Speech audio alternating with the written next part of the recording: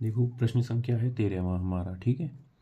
इसमें दे रखा है कि एक प्रशिक्षक के पास कुछ प्रश्न दे रखे हैं, ठीक है ना। एक प्रशिक्षक के पास है 300 सत्य असत्य प्रकार के आसान प्रश्न हैं और 200 हैं कठिन प्रश्न जो ट्रू और फॉल्स टाइप के हैं, ठीक है। और 500 प्रश्न बहुविकल्पीय हैं जो आसान हैं और 400 हैं बहुविकल्पीय जो कैसे हैं, कठिन हैं। तो हमें उसमें से प्रश्नों के एक संग्रह से एक प्रश्न चुना जाता है, कोई भी एक प्रश्न चुनते हैं कि वो एक प्रश्न आसान हो, जबकि दिया हुआ है कि वो प्रश्न कैसा है, बहुविकल्पीय है। तो हम यहाँ पे देखो प्रश्न लिखते हैं हमारे जो ट्रू फॉल्स हैं हमारे, देखो ट्रू और फॉल्स वो हमारे किस तरह के प्रश्न हैं। 300 जो प्रश्न हैं हमारे वो किस तरह के हैं, ये जो हैं आसान है तो यानी कि इजी, ठीक है भाई। और डिफ़िकल्ट कठिन प्रश्न जो दे रखे हैं हमारे, है ना, वो कितने हैं हमारे, यहाँ पे 200 प्रश्न हैं, ठीक है भाई। अब देखो एमसीक्यू यानी कि बहुविकल्पीय प्रश्न दे रखे हैं हमें, वो कितने हैं हमारे, बहुविकल्पीय 500 आसान प्रश्न है तो यानी कि आसान लिख लिया हमने ये, ठीक है। और जो कठिन है डिफ़िकल्ट वो कितने हैं, 400। तो यहाँ पे देखो कि हमें दे क्या रखा है, हमें अगर देखो फॉर्मूला कंडीशनल प्रोबेबिलिटी चल रही है, पी ई वाई एफ सब प्रतिबंध प्रायिकता क्या होती है, P E Y F equal to E intersection F upon P F, ठीक है। तो इसका मतलब क्या है हमारा कि अगर एफ घटना पहले हो चुकी है तो ई के होने की प्रायिकता याद करते हैं। तो यहाँ पे देखो जबकि दिया हुआ है या गिवन दैट ये वाली जो कंडीशन होती है वो एफ मानते हैं, है ना। तो एफ क्या मानेंगे हम, एफ मानेंगे कि गिवन क्वेश्चन इज, दिया हुआ प्रश्न एमसीक्यू है ना, दिया गया प्रश्न कैसा है, एमसीक्यू बहुविकल्पीय है ना। तो यहाँ पे देखो बहुविकल्पीय प्रश्न हमारे कितने हैं, 500 और 400 900। तो यानी कि अगर हम इसकी प्रोबेबिलिटी निकालेंगे यानी कि एन ऑफ एफ, एफ में एलिमेंट कितने हैं हमारे, 500 और 400 900, ठीक है भाई। अब यहाँ पे देखो जो टोटल प्रश्न है हमारे वो कितने हैं, 500 400 900 और 312 और 2 1400, है ना। तो प्रोबेबिलिटी ऑफ एफ चाहिए हमें, है ना। तो ये हो जाएगा देखो 900/1400। समझ में आई कि नहीं बात। अब देखो अब हमें करना क्या था कि हमें निकालनी है प्रायिकता कि प्रश्न आसान है उसकी प्रायिकता निकालनी है। तो इजी प्रश्न हमारे कौन कौन से हैं ये देखो यहाँ पे, ठीक है ना। तो यहाँ पे देखो ई घटना मानेंगे कि प्रश्न आसान है, ठीक है, इजी क्वेश्चन। तो यहाँ पे देखो हमारे आसान प्रश्न कौन कौन से हैं, ई पी ऑफ ई, ठीक है, आसान हो गए हमारे। देखो यहाँ पे 500 और 300 800, लेकिन हमें तो इससे मतलब है नहीं। अब यहाँ पे देखो कि हमें चाहिए ई इंटरसेक्शन एफ, तो यहाँ पे N of E intersection F. तो यानी कि ऐसा प्रश्न जो आसान हो और एमसीक्यू हो, तो वो कितने हैं वो चेक करो यहाँ पे, ठीक है। तो देखो आसान है और एमसीक्यू है, कितने हैं 500, तो इसमें एलिमेंट कितने आ जाएंगे 500 भी, ठीक है। तो इसकी जब प्रोबेबिलिटी आप निकालोगे कि P E intersection F equal to, ये तो हो जाएगा 500 और टोटल एल कितने हैं हमारे क्वेश्चन 1400। तो ये हो गई हमारी, आई बात समझ में। तो हमारा फॉर्मूला क्या है, ये होता है पी ई वाई एफ, ठीक है, कि यानी कि दिया हुआ प्रश्न कैसा है हमारा, बहुविकल्पी है और उसके आसान होने की प्रायिकता। तो यानी कि ई इंटरसेक्शन एफ में डिवाइड करेंगे 500/1400, ठीक है भाई, बटे 900/1400, ठीक है भाई। तो हम भिन्न को किस तरह सॉल्व करते हैं, ये डिनोमिनेटर ये वैल्यू कट जाएगी दूसरी चौथी, है ना। तो यहाँ पे बचा देखो 500/900, तो 0 से 0 तो 5/9 हो जाएगी इसकी प्रोबेबिलिटी। आगे बात समझ में यहाँ पे लिख सकते हो आप सब प्रतिबंध प्रायिकता से, है ना, या फिर बाई कंडीशनल प्रोबेबिलिटी, ठीक है भाई, सब प्रतिबंध प्रायिकता से, प्रायिकता के सूत्र से, ठीक है भाई। तो ये हो जाएगा हमारा इस तरह ये वाला क्वेश्चन। आगे बात समझ में। अब देखो इसके बाद आ जाते हैं क्वेश्चन नंबर 14 पर, नेक्स्ट, है ना। क्वेश्चन नंबर नेक्स्ट दे रखा है कि यदि यह दिया गया है, देखो क्या दिया है, यदि यह दिया गया है कि दोनों पासों पर फेंकने पर प्राप्त संख्याएं भिन्न भिन्न हैं, यानी कि हमें दे रखा है, तो यानी कि पी ई वाई एफ निकालना है हमें। तो हम क्या ध्यान रखते हैं कि जो गिवन है यानी कि एफ इवेंट है ना, तो हम एफ को मानेंगे कि दिया है, क्या दिया है, प्राप्त संख्याएं भिन्न भिन्न हैं, है ना, प्राप्त संख्याएं कैसी हैं, भिन्न भिन्न हैं यानी कि अलग अलग हैं, ठीक है भाई। अब एक बात बताओ, हमने एक पासे को उछाला तो उस पर कितनी संख्याएं होंगी अलग अलग, एक पास यानी कि यहाँ पे देखो दो पासे उछाले जा रहे हैं तो टोटल परिणाम हमारे 36 हो जाते हैं, है ना। और 36 हो जाएंगे तो उसमें से देखो समान 1 1 2 2 3 3 4 4 5 5 6 6 आती है ना।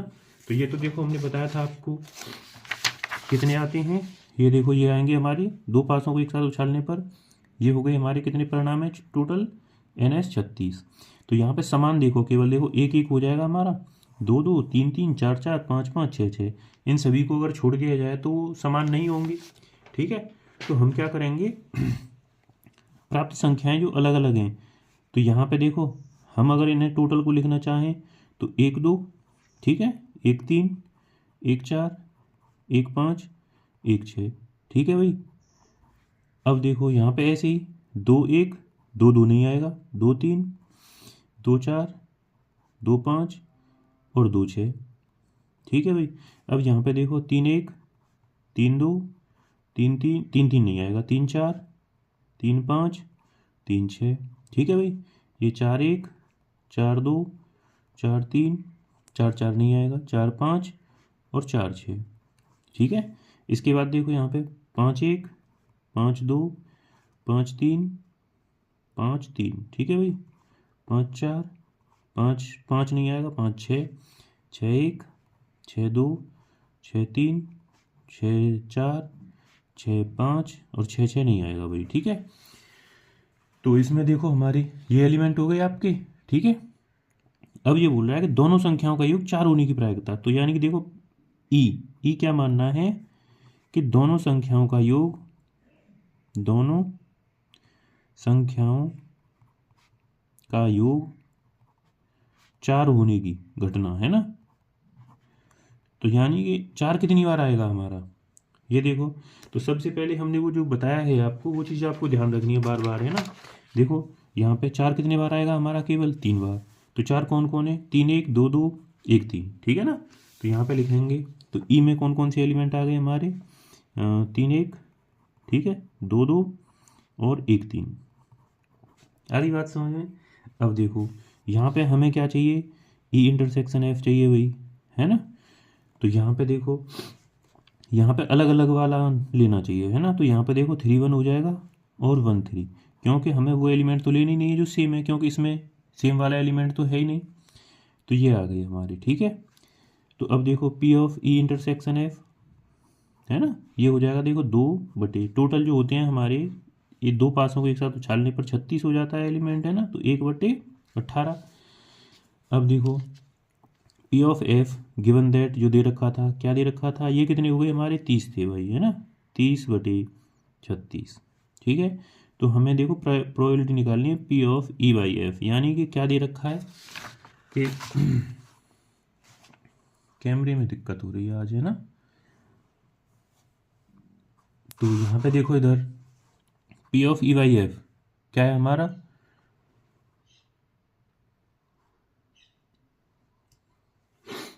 कि एफ दे रखा था, क्या दे रखा था कि प्राप्त संख्याएं भिन्न भिन्न है और ई के होने की, यानी कि उसका सम 4 होने की प्रायिकता। तो ये हो जाएगी देखो ई इंटरसेक्शन एफ 1 बटे 18 है हमारा, है ना, और ये हो जाएगा 30 बटे 36, ठीक। तो सॉल्व करेंगे भाई, 1 गुणा 36 बटे 18 गुणा 30, काट लो भाई वैल्यू, है ना। 6 से ये 6 बार, 6 से ये 5 बार और 6 से ये 3 बार, तो ये हो जाएगा 1 बटे 15। आई बात समझ में। अब देखो यहाँ पे ये हमारा हो गया क्वेश्चन। इसके बाद देखते हैं नेक्स्ट क्वेश्चन, है ना। तो क्वेश्चन है आपका ये, क्या है क्वेश्चन, ये बोल रहा है कि एक पासे को फेंकने पर, ठीक है भाई, देखो यहाँ पे क्या है कि एक पासे को फेंकने पर के परीक्षण पर विचार करते हैं, ठीक है भाई। चलो, यदि पासे पर प्रकट संख्या 3 का गुणज यानी कि मल्टीपल ऑफ 3 है, ठीक है भाई, पासे पर संख्या 3 का मल्टीपल है तो पासे को पुनः फेंकते हैं। यदि कोई अन्य संख्या है तो एक सिक्के को उछालते हैं। अब यहाँ पे देखो सबसे पहले हम सैंपल स्पेस बनाएंगे कि अगर हमारा देखो पासे को उछाला हमने तो उस पर वैल्यू आई 3 का मल्टीपल, यानी कि 3 की मल्टीपल कौन है, 3 का गुणज, बताओ जल्दी से, 3 का गुणज है 3 और 6। अगर ये कोई नंबर आते हैं तब हम पासे को फिर से उछाल रहे हैं, है ना। तो यानी कि हम एस में क्या एलिमेंट लिखेंगे कि अगर 3 आया तब हमने पासे को उछाला था तो 3 के साथ 1 आ सकता है ना, 3 के साथ 2 आ सकता है, 3 के साथ 3 आ सकता है, 3 के साथ 4, ठीक है, 3 के साथ 5, 3 के साथ 6, ठीक है भाई। अब यहाँ पे देखो 6 के साथ 1 आ सकता है, 6 के साथ 2 आ सकता है, 6 के साथ 3 आ सकता है, 6 के साथ 4, ठीक है, 6 के साथ 5 और 6 के साथ 6। अब देखो ये बोल रहा है कि 3 का गुणज नहीं है, कहाँ है, यह 3 का गुणज है। अब पारसी को पुनः फेंकने पर यदि कोई अन्य संख्या प्रकट हो तो सिक्के को उछालते हैं। जैसे कि अगर हमारा 1 आ गया तो हम पासे को नहीं उछालेंगे, सिक्के को उछालेंगे। तो सिक्के पर क्या आता है हमारा, हेड और टेल।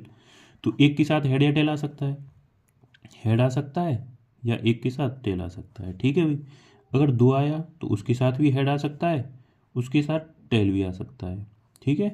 3 नहीं आएगा, 3 तो उस पासा उछाला था, है ना। अगर 4 आएगा तो हेड आ सकता है, 4 आएगा तो टेल आ सकता है, ठीक है भाई। अब यहाँ पे देखो 5, 5 के साथ हेड आ सकता है और 5 के साथ टेल आ सकता है, ठीक है। तो यहाँ पे ये चीज़ ध्यान रखनी है हमें। अब देखो ये तो हो गया हमारा सैंपल स्पेस। ये बोल रहा है कि घटना न्यूनतम एक पासे पर संख्या 3 प्रकट होना दिया है। तो यानी कि देखो जो दे रखा होता है और जो प्रोबेबिलिटी तुम्हें ज्ञात करनी है ना। ये बोल रहा है कि इस घटना सिक्के पर पट प्रकट होने की प्रायिकता ज्ञात करनी है। जो ज्ञात करना है उसे आप ई मानो, है ना। सिक्के पर टेल, सिक्के पर पट प्रकट होने की प्रायिकता ज्ञात करनी है। तो यानी कि टेल कहाँ कहाँ आ रहा है वो देखो, 1t आ रहा है ना, 2t आ रहा है, 3 नहीं आएगा, 4t आ रहा है ना, 1t है देखो, 2t है, 4t है और यहाँ पे देखो 5t, है ना। सिक्के पर पट प्रकट होने की प्रतिबंध प्रायिकता, यानी कि क्या दे रखा है, न्यूनतम एक पासे पर संख्या 3 प्रकट होना। एफ जो दे रखा है हम उसे लिखेंगे, है ना, कि एक पासे पर संख्या 3 प्रकट हो रही है। तो यानी कि देखो कम से कम ये वाले एलिमेंट आएंगे। तो ये हो जाएगा देखो 3 1, 3 2, 3 3, ठीक है भाई, 3 4, 3 5, 3 6 और 6 3, ठीक है भाई। तो ये एलिमेंट हो गए। अब यहाँ पे एक चीज़ देखनी है हमें कि इन दोनों में, यानी कि यहाँ पे देखो एफ, पी ऑफ एफ निकालेंगे। पी ऑफ एफ में कितने एलिमेंट हैं, 1 2 3 4 5 6 7, ठीक है। अब यहाँ पे देखो हम निकाल तो लेंगे कि 7 अपॉन कितना, इसमें ये वैल्यू है ना। लेकिन यहाँ पे हम यही तो गड़बड़ करते हैं। लेकिन आगे से ध्यान रखोगे कि ये सभी जो जो इसकी जो इवेंट होंगे, है ना, जैसे कि ई है, ई और एफ, ये जो समसंभावी घटना नहीं है, इक्वली लाइकली क्यों नहीं है, क्योंकि देखो 1 आने की प्रोबेबिलिटी 1/6 है और टेल आने की प्रोबेबिलिटी 1/2 होती है। यहाँ पे देखो 1 इसकी वैल्यू, इसकी जो प्रोबेबिलिटी है वो 1/12, एक केवल इस घटना की, है ना। तो ये चीज़ हमें ध्यान रखनी है।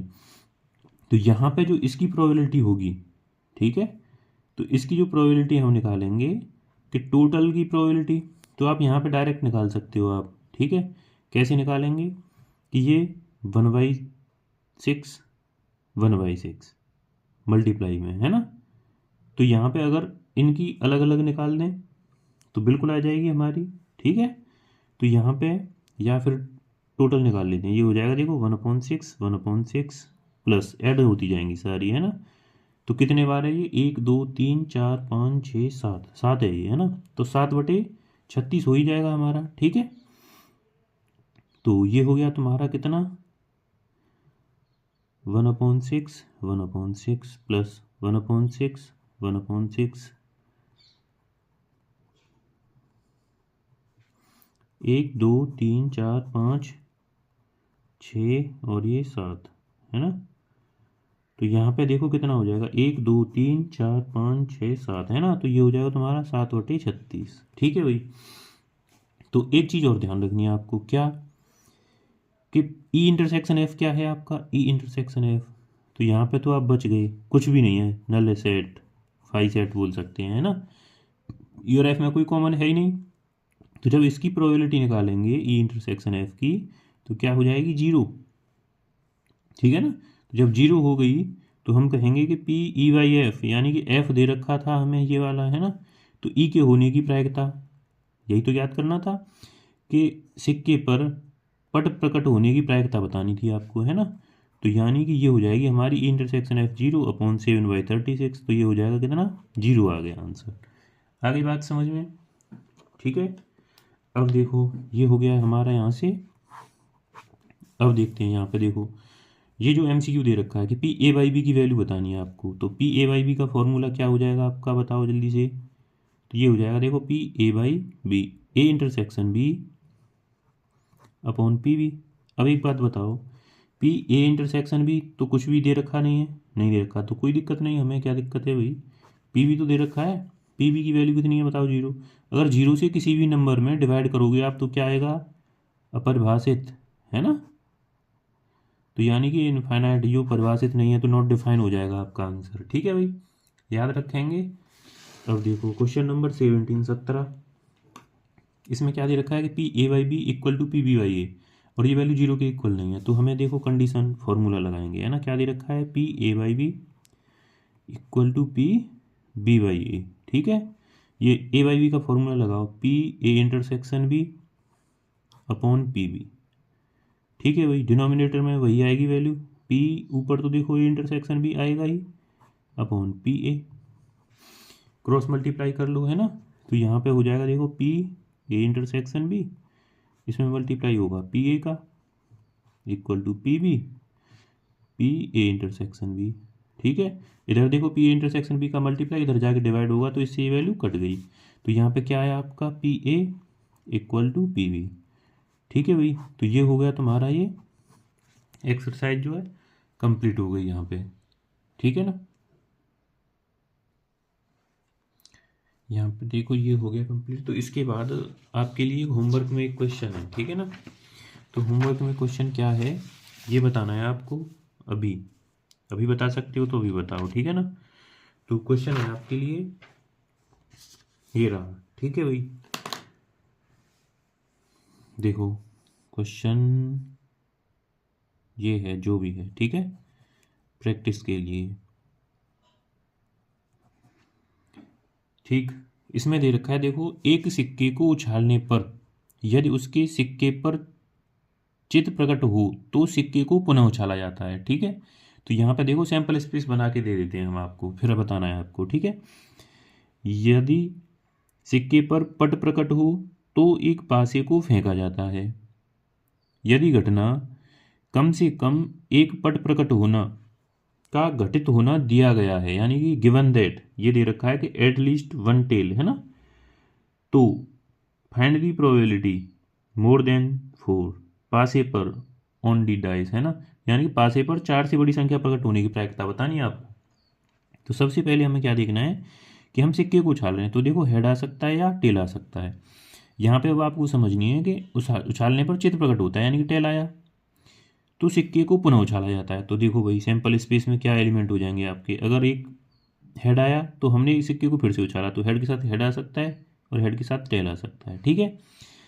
अब देखो परंतु सिक्के पर पट प्रकट होता है तो एक पासे को उछाला जाता है, यानी कि टेल आता है। तो पासे के साथ देखो 1 आ सकता है, टेल के साथ 2 आ सकता है, टेल के साथ 3 आ सकता है, टेल के साथ 4 आ सकता है, टेल के साथ 5, टेल के साथ 6, ठीक है भाई। यहाँ पे ये वैल्यू आएंगी आपकी, ये जो सैंपल स्पेस है आपका ये बनेगा। अब यहाँ पे बोल रहा है कि घटना कम से कम एक पट एटलीस्ट वन टेल, है ना। देखो कहाँ कहाँ है ये सारे एलिमेंट, यहाँ से टेल तो है ही एक, है ना, ये हो जाएंगे। ये दे रखा है यानी कि एफ घटना मानोगे आप इसे। पासे पर 4 से बड़ी संख्या प्रकट होने, यानी कि घटना दे रखी है, जो ई है जो आपको प्रोबेबिलिटी निकालनी है वो क्या निकालनी है कि 4 से बड़ी संख्या कौन है भाई, ये और ये है, बस आगे बात समझ में। तो हम यहाँ पे क्या करेंगे कि पासे पर 4 से बड़ी संख्या, तो 4 से बड़ी तो यही हो जाएगी ना हमारी T5 और T6, ठीक है। अब यहाँ पे देखो ई क्या, एफ क्या हो जाएगा, एफ बताओ जल्दी से, एफ क्या हो जाएगा हमारा, एफ हो जाएगा कम से कम एक पट प्रकट होना, एटलीस्ट वन टेल, है ना। तो ये हो जाएगा देखो head tail, tail 1, tail 2, tail 3, tail 4, tail 5 और टेल 6, ठीक है भाई। अब देखो यहाँ तक हमने आपको क्वेश्चन करा दिया, इसके बाद आपको करना है और इसके ऑप्शन हम लिख देते हैं यहाँ पे, ठीक है। तो ऑप्शन नंबर ए है 3/4, ऑप्शन नंबर बी है 2/9, ठीक है। ऑप्शन नंबर सी है आपका 7/9 और ऑप्शन नंबर डी है आपका not, none of the above, कोई भी नहीं, ठीक है। तो ये हो गए आपके ऑप्शन, ये रहा आपका प्रैक्टिस के लिए क्वेश्चन। ठीक है, तो कमेंट में ज़रूर बताना। ठीक है।